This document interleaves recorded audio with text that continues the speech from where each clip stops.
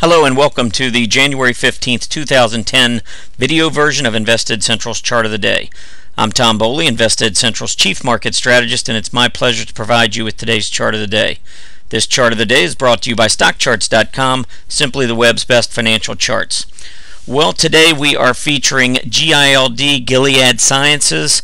This is a $40.9 billion healthcare company that engages in the discovery, development, and commercialization of therapeutics for the treatment of life-threatening infectious diseases. Well, if you take a look at the chart, first thing that stands out is the fact that we really haven't gone anywhere. If you take a look, since March, when the market bottomed, and we've seen a lot of stocks make big moves, 50, 75%, 100% or more to the upside. Take a look at what's happened to Gilead Sciences here.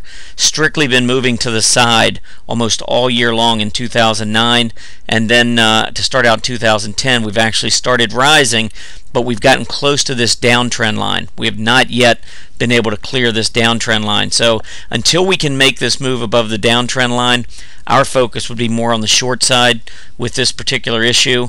The closer it gets to 46.50, the better the risk reward from a short perspective, because if you do break above this trend line, you can quickly exit the short position.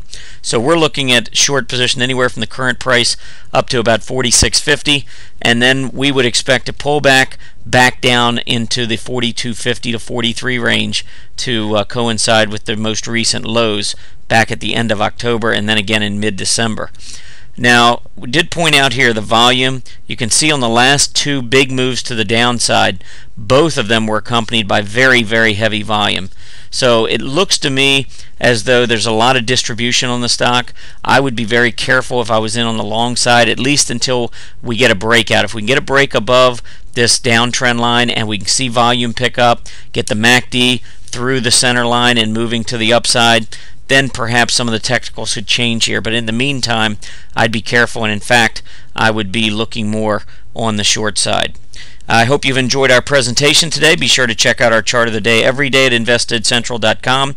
While you're there, sign up for our free weekly Market Pulse newsletter and have the chart of the day emailed directly to you. Happy trading.